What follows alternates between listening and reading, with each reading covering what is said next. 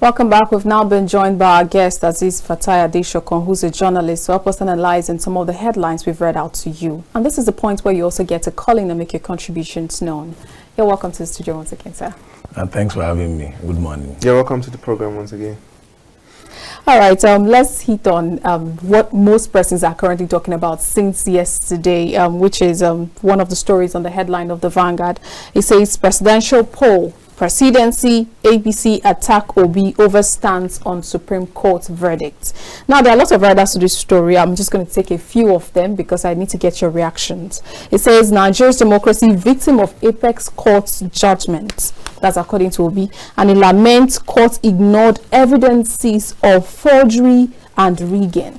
And now he's also insisting that this is just the beginning of struggle in Nigeria and state opposition to bad policies starts now. So what do you make of this? And especially with the presidency also coming to say that he has cast an aspersion on the apex court. Yes, I think low one coming from Peter Obi, His Excellency, former governor of Anambra State, and he shouldn't be a person of Obi's figure.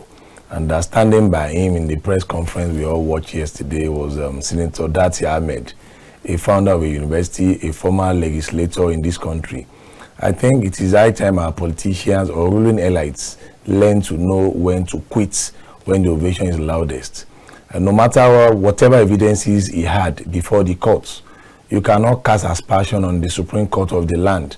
Obi is not a country and nothing confer authority on him to cast aspersion on the judiciary. More importantly, Obi was one of the biggest beneficiaries of pronouncements from the courts. You recall Obi versus Chris Ikige in Anambra in 2005. The same Obi was allowed to have actually spent out his tenure in office in Anambra when 17 days governor was actually sent packing, Senator Andy Uba in Anambra State under Umaru Musa Yar'Adua in 2007. The INEC not ought to have held the election in that state. So for we to be having Obi speaking in that narrative is confusing and alarming, and I believe those his lawyers should caution him because by the time Attorney General of the Federation moved towards him, he can't be arrested and detained and prosecuted. You can't incite violence. You can't incite people against government. We all agreed this is not Banana Republic. And when Supreme Court of the land has spoken, nothing again. Like Yoruba will say in this Lagos local parlance, Kosoro. So there is no more talk. So there's no more talk about judicial pronouncement. All this press conference of a thing is even, to me, is somehow is more of hypocrisy than patriotism. If you are a true Nigerian, you have to, abide by the court's judgments. Then you start preparing for next election. That is it. So we all agreed before Supreme Court judgment, whatever anybody says, you have the right. But now, the court of the land has spoken. So what else do you want to do? Okay, just very quickly now. While he was making his speech yesterday, he raised a number of observations bordering on false claim of technical glitch and overwhelming evidences of electoral rigging and forgery. And forgery. Now, let's look at it from this perspective. After the declaration of President Bola Ahmed Tinubu, there were insinuations from various quarters of Nigeria possibly becoming a one-party state, meaning that at this time we cannot afford to have a dormant opposition. Coming from this perspective now, do you think that Obi, His Excellency Mr. Peter Obi now is making conscious deliberate moves to provide the adequate opposition that we need to keep the government at the top in check? With all signs of humility, and I'm not saying Peter Obi or Atiku Abubakar, His Excellency, as providing very opposition required for democratic culture of our country. Because an opposition itself comes with responsibility. You must be responsible. I can't say because I don't like Nation Wike FCT minister and I want to criticize him, I have to be objective in the studio here. I cannot abuse this platform. This platform is not for abusing personalities, attacking government. You have to probe out what government is doing that is not right, not attacking, abusing personalities. So from what Obi did yesterday from his press conference, somebody must have lost hope in such a figure to provide virile opposition. You see, opposition should not be lazy. They should go and study the books. When Obafemi Awolowo, when he was a member of opposition parliament then in the 50s, he was very responsible. Even though when he was actually out of government, and we have Tafa Balewa, the NCNC and the NPN, NPC, Northern People's Congress, they forged alliance and they formed federal government. Awolowo was pushed to opposition. He was very responsible. As at 1979, when he lost the election, he was very detailed in Tribune newspaper, monthly, quarterly, yearly, programs of government, policies of government. In fact, when he criticized the government, actually court code then, Shehu Shagari, so that was era of responsible opposition. The same thing translated when Tinubu was in opposition figure in AD, likes of Baba Kande, Olusegun Oshoba, Great Lamadeshino, and the likes, the AD governors. To AC, they translated to AC, ACN, then APC. They actually set Jonathan on his toes, the PDP. So they were very responsible. They were articulated.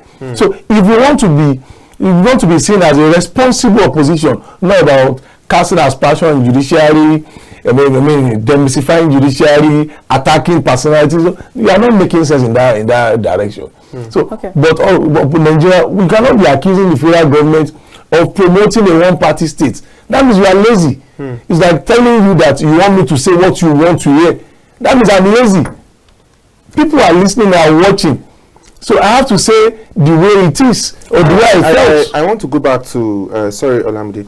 I want to go back to the part of casting aspersions on the Supreme Court. If a man like Mr. Peter Obi is accused of casting aspersions on the integrity of the judiciary, from a man who has largely benefited, who has been a very big beneficiary of pronouncements from the judiciary.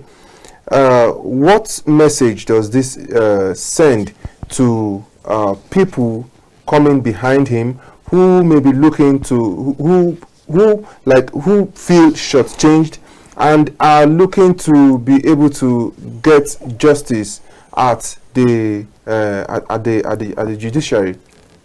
And people will not lose their sense of history politically.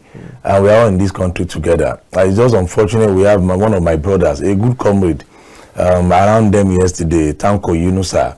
He was with us in NCP and late Ganifa Emi party with Femi Falana, about Femi Abrojade Esquire. So I believe you should have actually spoken some certain senses to that arena yesterday. You can't just stood up and say, oh, because you felt the judgment didn't go your way, then you now become to turn Nigeria upside down.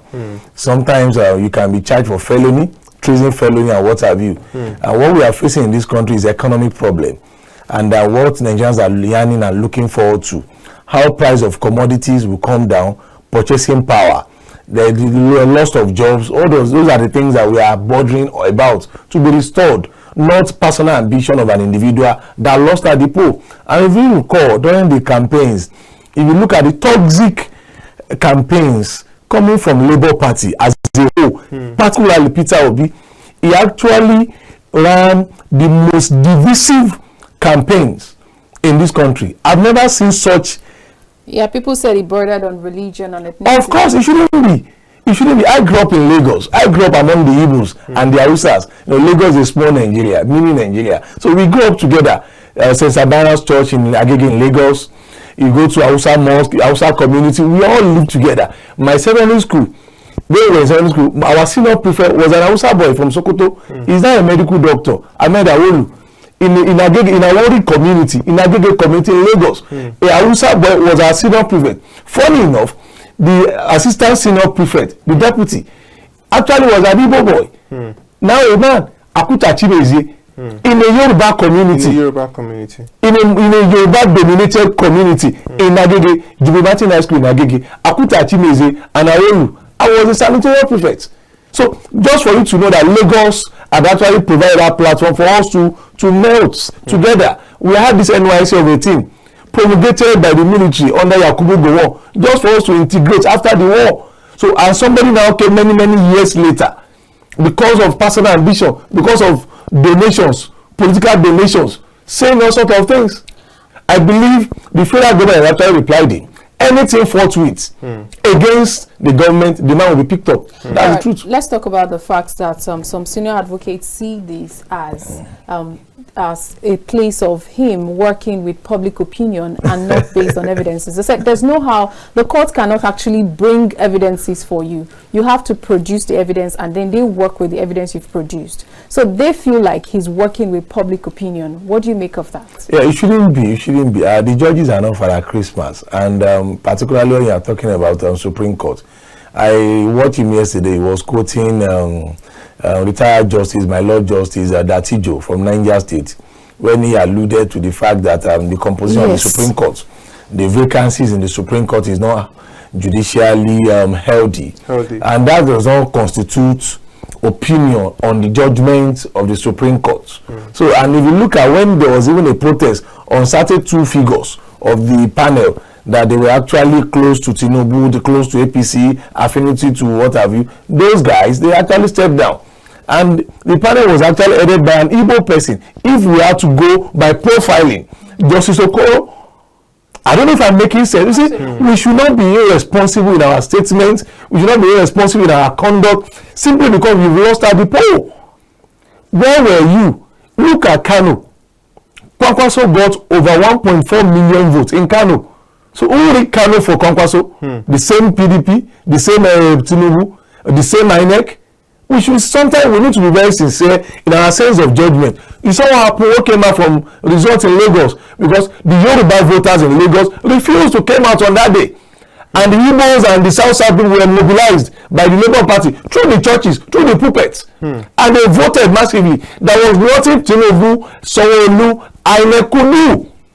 On that day in Lagos, look at what happened. Labour Party defeated APC in Lagos. And Tinubu has been in that state for more than 25 years. He was a senator in 1992. And Peter Obi defeated him. And they look at the result that came out from the East. In Abia State, Senator Adesokan recorded almost 50,000 votes. And APC president, the same day, the same hour, recorded less than 3,000 votes. So you are now telling me that APC members in Abia State, they are not up to 10,000 people? So, and nobody actually said anything in that regard. We looked away. In Anambra, in Imo, in Enugu, where Obi came from. Sometimes when you want to put out touchlight to see people's belly, you must actually ensure that your own is well covered too. So Nigeria is work in progress, and our democratic culture is just evolving. This is not to say that INEC does not have some certain lapses or what have you. I'm not speaking for INEC, but we are by Nigerian standard. Within Nigerian political context, we've seen improvement, tremendous one, on the part of INEC in the last 25 years. We were here together when Olusegun Obasanjo conducted election under Obegobadia. We saw what happened in 2003 election. We saw what happened in 2007. Morisiu, an Igbo man from Imo State. We saw what happened. Mike Tyson voted in Ondo State. Olusegun Adagu versus Mimiko. That's interesting. So what are we? The same thing Osumbo versus Oshiomhole in Edo State. The same 2007 election. You saw what happened at Ido-Osi. You know the election that involved Rec, Ayoka Adebayo, Segun Oni versus Fayemi for good 4 days. In one of election of just some certain words, like 6 words in Ekiti State, were not declared under Olusegun Obasanjo. What are we now talking about? Then there's still the case of Fudu in Adamawa. Of course. In Adamawa. Adamawa. So we need to be very sincere with ourselves. Let's talk as time permits us, Peter Obi needs to be talked to, and if not being talked to, the agent of the state will talk to him. Let's talk about accepting defeat. We remember President Goodluck Ebele Jonathan coming out to state that no Nigerian's blood is actually worth. Yes. None of his ambition is Yes. actually worth any of Nigerians' blood. Now, talking about how to accept defeat, shouldn't most of these our politicians begin to envy such statesman and emulate some of the qualities that he actually possesses when it comes to accepting defeat? You are making sense, Olamide, and I think we should always appreciate character of former President Goodluck Ebele Jonathan. Some people will term it that maybe he was a weak president. No, and when somebody is a patriot, it's not by mouth, it's not by statement. Patriotism has to be demonstrated in terms of your conduct. Absolutely. And Jonathan demonstrated patriotism in terms of his conduct, even though when there was actually certain reservations, because we all watch on video at that time in 2014-15 how underage voters actually voted for APC. That's the truth. And that was peculiar to the northern part of the country. And when you are seeing, you cannot judge somebody's age, but when you are seeing certain figures, you know this person is not up to 18 years, and they actually accredited and voted for APC. So, and Jonathan in all of this actually accepted and said, oh, Nigeria has to move on. That's a highly demonstration of conduct, patriotism conduct. So it wants to emulate Ebele Jonathan. That's the truth. Even though when there's some certain characters around him, I won't want to mention because I don't have my facts, certain characters around him promoted Godswill Oribaby to actually call some certain state at National Conference Center. But Atari Jega was actually rich in emotional intelligence, and security agency refused. You remember there was a casualty in that episode. Suleiman Haba, the IG, he was sacked because the IG refused to play ball. So for you to know that, apart from being under pressure from his own party members, Jonathan refused not to promote democratic culture. The same thing goes to Letumo Musa Yaradua. When the same Peter Obi was actually asked to return back to office after 17 days, according to Olusegun Adeniyi, the media advisor at that time, the PDP element, the national chairman, former governor of Gombe State, Danjuma Goje, they were already at the villa to see Mr. President. He actually snubbed them and maneuver his way through the CSO to see Mr. President Umaru Musa Yaradua before the PDP members saw him. And he actually signed the statement that the IG, the chief of army, they should restore Peter Obi as governor according to the pronouncement of the court. So it speaks very well when you have patriots in that regalia. Umaru Musa Yaradua, Ebele Jonathan, they want to be to copy in Nigerian democratic culture. Let's quickly take this call. Hello, good morning. Hello, good morning. You're welcome to the press. Please tell us your name and where you're calling from.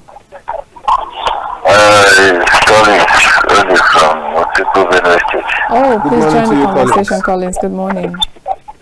I was not able to join people earlier because we didn't have light all this while. Oh, it's okay. I think there is one thing I want us to understand with ourselves. You see, if you look to the critical level of life in the entire nation now, at least there are certain things that politicians should be looking up to before taking certain decisions. Despite the fact that we the masses, we don't have anything to do. But God is there. He's the preserver of our lives, and without this life there is nothing that can go forward. Okay, what am I saying in essence? Now, all the whole National Assembly now, they have accepted the purchase of that SUV of a thing.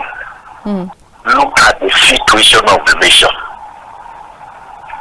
As I'm talking to you now, despite the fact of changes of government, more especially in my state, which is Benue State, although there are counters of screening and whatsoever that is going on just to get the ghost workers and whatsoever, so many people are hungry. If people can barely eat in Benue State, which is the food basket of the nation, I bet you there are so many things going on.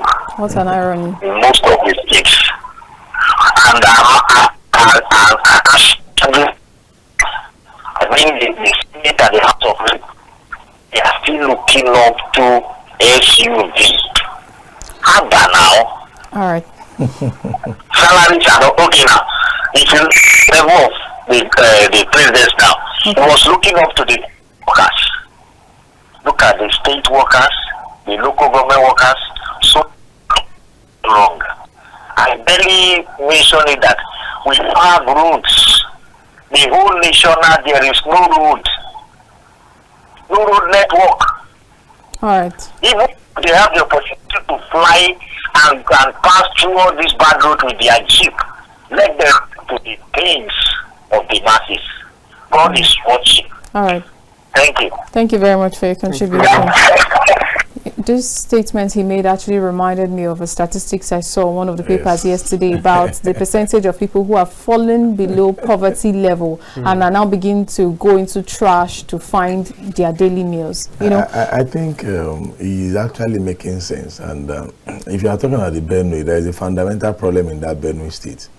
In the last 5 years, you recall that we've been the Fulani herdsmen and the farmers, and this is as a result of what we are going to be getting, because when the people could not go to farm again, and there will be kind of shortage in food supply and food security. So I believe governments, not only government, but the federal government needs to work in that direction, so that our people could go to farm. And it's true, if Benue State as a state known for food basket of the country, of the nation is and hungry. is not actually trying to provide for that, people are beginning to be hungry in that state.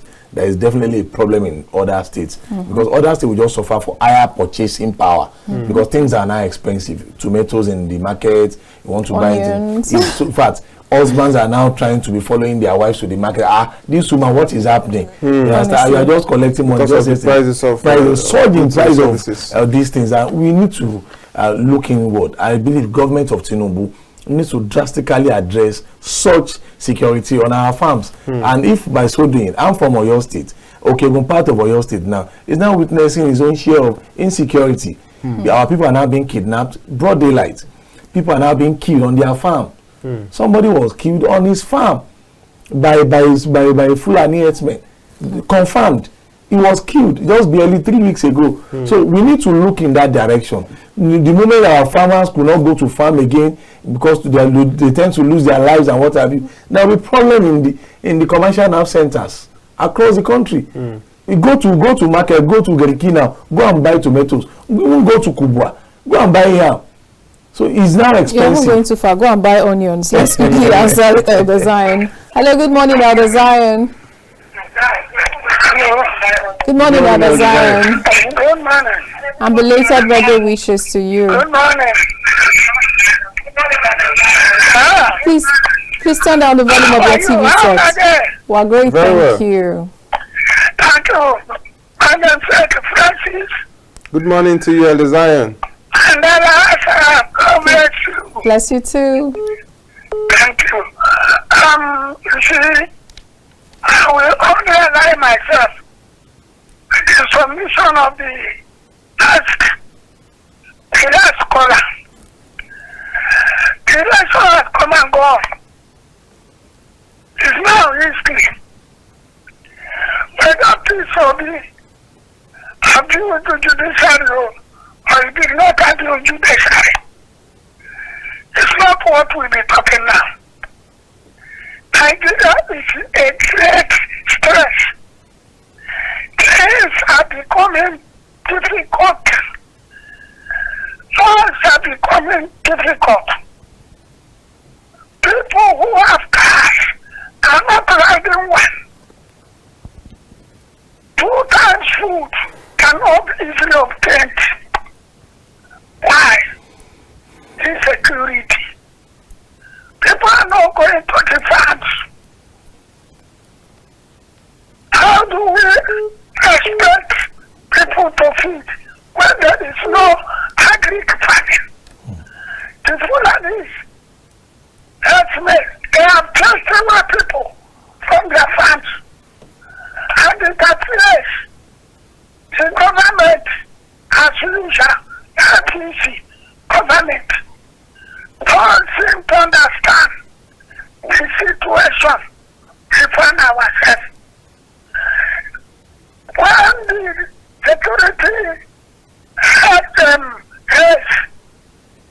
appointed, they made promises that gave confidence to the people. Today, where are those promises? Where are those promises? In Benue, like what my brother said, people were beheaded, kidnapped in Bruno, in Zamfara. How many? 30-something were kidnapped, some killed. Not to talk of what happening in other areas. Sure. So the government should wake up to this challenge. It is not winning the nation matters. It is governance. Of course. It is providing people with the democracy dividends.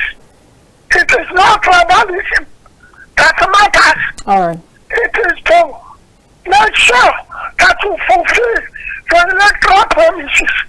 That is what happened. All right. Sir. Sorry, please, Alhassan.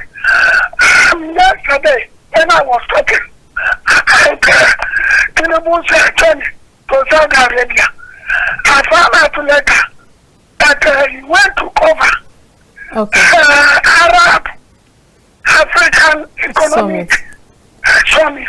Yes, sir. I just want to correct that. So I thank God. I mean, nobody talk of security against preaching anybody. All right. If they're preaching anybody, they should stand from Gumi. All right. So what the analyst, he didn't talk of that. He didn't say that Gumi should be arrested. Okay. That is not what I'm talking. All right. Let Tinubu fulfill his electoral promises. Let him get security for Nigeria. Let him improve on the economy. All right. Thank you. Thank you very much, Adesokan. God bless you too. All right, now our time is fast spent already, and we just need to talk about the off-cycle elections that will be coming up over the weekend in Kogi, in Bayelsa, and in Imo State. And let's look at Kogi State. Let's look at the security situation in Kogi State. For some time now, for about 3-4 electoral cycles in Kogi State now, Kogi State has always been one of the states that that can hardly go through an electoral cycle without quantum level of electoral violence, ballot box snatching, and the likes. What are your expectations from this forthcoming elections in Kogi State, as the Nigerian police has deployed a whopping 40,000 personnel? Looks like maximum concentration is on Kogi State, even though those other states too are violence prone. I will agree with you. Kogi State has not been fair in terms of electoral violence. The last 4 years election was a very low one, a very sad one, when we saw people being killed body like just for nothing. And election shouldn't be a window platform to be taking revenge, taking people's lives. And I believe in that direction. Stakeholders in that state, particularly from the governor, Yaya Bello, need to actually be fair. And life is not worthless. And Yaya Bello should speak to his supporters. And I believe the IG, Adesokan, will play a neutrality role, where you see that the PDP are protected. But then, is it just Yaya Bello that's responsible? Because yes, I'm saying Yaya Bello because he's the governor of the state. The body language of a sitting governor speak volume to the supporters. That's the truth. As a husband of the house, what you do, your conduct, speak volume a lot in your children. They will say, my dad doesn't smoke. Oh, my dad doesn't steal. My dad doesn't. They will not tolerate this. They will not bring another person's pencil from the school, because they know the mother will not tolerate it. Definitely. So when the governor is actually speaking and his conduct is speaking in that direction too, that no violence in this state, we are winning this election, we are not going to go through violence, so there won't be any problem, because supporters of incumbent government are prone to cause more violence. That's the truth, because they don't want to lose election. So the other opposition party, they might have, but not as potent as the incumbents, because the incumbents, the local government chairman, the commissioners, they want the government to continue. So they are said to have a kind of agitation that we must win. So the opposition must be protected. The SDP candidates, the PDP candidate, the ADC candidate, the AA candidate, and the APC candidate Ododo himself. So, and the IG, I saw him live on TV 2 days ago in a town hall. The IG, Alhassan Ganduje, national chair of the APC, Sani Yagbaji, the IPAC national chairman, all of them, they were in a public discourse about Imo election, Kogi election, and Bayelsa.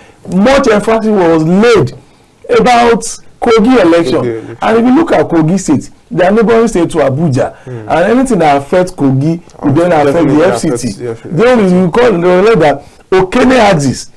When people are now dodging that axis, flying Kaba to Ekiti, to Ibadan, Lagos State, because Okene axis will be witness sort of kidnapping on that route. So we need to step up security apparatus in that state, because we can't continue to live as if we are in a banana republic. As for me, I don't have a problem with INEC. I have a problem with stakeholders in that election, from the governor to Dino Melaye to Yakubu of SDP to Bejide. I have a problem with the stakeholders. So in as much as stakeholders are ready to play the ball by the rules, without any problem. Okay, let's quickly take this call before I ask my next question. Hello, good morning. Hello, good morning. Good morning. You're welcome to the press. Yeah, how was your night? Great, thank you, Chief Arel. Yeah, my name is Chief Arel. You're welcome. We know you. I said, Mr. Adeniyi, welcome. It's been a while. Absolutely. Thank you very much. Yeah, you see, I want to contribute to the off-season election. Okay. In the Nigerian political scenario, the concept of fair play does not exist. It only exists in principle. Ordinary elections, which are supposed to be civil democratic process, elections have become a matter of do or die affairs, or life and death. You see, the attitude of Yahaya Bello is very appalling. Yahaya Bello is not supposed to be a governor. He's offensive. Let me refer you. Please, we would like you to rephrase those statements. Hello, are you there? Okay, I think we lost him, but one more person is on the line. Hello, good morning. Hello, good morning, Alhassan and Francis. Good morning, you're welcome. Yeah, and good morning to your analyst. Good morning to you too. All right, let me quickly, I know we don't have time. Yes. Yes. In summary, if we actually want a very peaceful election in Nigeria, let's say the truth to ourselves, regardless of whatever political party. You see, all this troubling these politicians are doing is not because of the service they want to come and render to the people. Is there any way we can make the political arena, in whatever angle you want to call it, very much less lucrative? You understand? Less attractive, yeah. In the sense that, you understand, if you make it very less attractive in such a way that probably maybe a president, if you want to become a president, your salary and anything that you can even attain and everything you check is less than 500,000. I bet people will be running away from it. The real people will be coming. But as long as we don't make it less attractive in terms of financial aspect of it, I'm so sorry, but we are wasting our time. That is just the plain truth. All right. Period. All right. Thank you. God bless you. Thank you very much. Thank you. Now, I'm beginning to wonder. He talked about the fact that we should make political offices less attractive. That's on the side. But then I'm wondering, what's the essence of the peace pacts that they tend to sign before elections, and at the end of the day, they don't even go by it? Are they not supposed to be held responsible for it? No, that is academic. I think the last caller actually made a lot of senses. Unless Nigeria is actually rigged towards that, making public office less attractive in terms of when you know you are a public office, so there are certain limitations that you are having, like we had in the US. It's not lucrative to become American president, American senator. You are even losing money. You are not going to be a wealthy person being an American senator or a congressman. The same thing in the British Parliament. But our it's not see, the most lucrative entrepreneurship in this country is politics. That is it. It's not KAFTAN TV, it's not Olamide and Sons, it's not Adeniyi and Sons. Not even crude oil business? Not at all. Even if you are in crude oil business and you are not in public service, you'll be able to manipulate your way in that figure. Some people have been accused to have been manipulating stock exchange because they are close to people in government. So you see all sorts of characters parading themselves as public office holders, and whereas they are not deliverables. So for me, unless we have that in that, but before then, the economy must be seen to have been actually been productive. We are losing jobs. The economy is in shambles. That's the truth. What is price of commodities? Those are the things, those are the key indicators of a viral economic development. So if those things are not there, I don't think nobody will sit down and encourage to go to the parliament and edict or amend the constitution in that direction. So we must actually work before we run. Talking about the peace pact again, why do they have to sign a peace pact when they would never stand by it? Yeah, I mean, just to add to it, yes. Why do they have to sign a peace pact when they will not stand by it, and there will be no consequences for whoever breaches the agreement? Part of Justice Uwe's Reform Panel Committee set up by Umaru Musa Yar'Adua of blessed memory was that there should be Electoral Offenders Commission, so that whoever being picked up during the electioneering must be actually prosecuted after that by election offenders courts. Not that INEC again, because INEC is overstretched. So, and part of the recommendations in that panel, it has not been implemented. I think I can seize this medium to call on Mr. President, particularly the Attorney General of the Federation, Lateef Fagbemi SAN, a gentleman to the core, to look inward and advise Mr. President, let us implement this. It will actually strengthen our electoral law. And once we are getting it right during the elections, public service holders will be responsible because we will not be having mediocres, we will not be having jargons. You remember a senator from Niger State, Senator Nuhu Aliyu, Vice Chairman of Senate Committee on Security and Intelligence.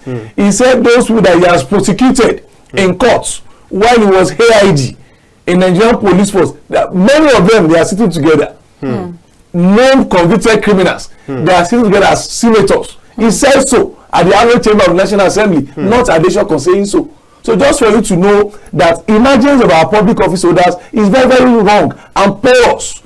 Somebody can just wake up tomorrow morning, either it is a product of Yahoo, is a product of powder or what have you, is a product of what have you, will just say, oh, I'm standing for election, because he has the money to push around. Obviously. The whole community will keep behind him. Obviously, we definitely need constitutional reforms. Thank you very much, Azeez. Thanks for having me.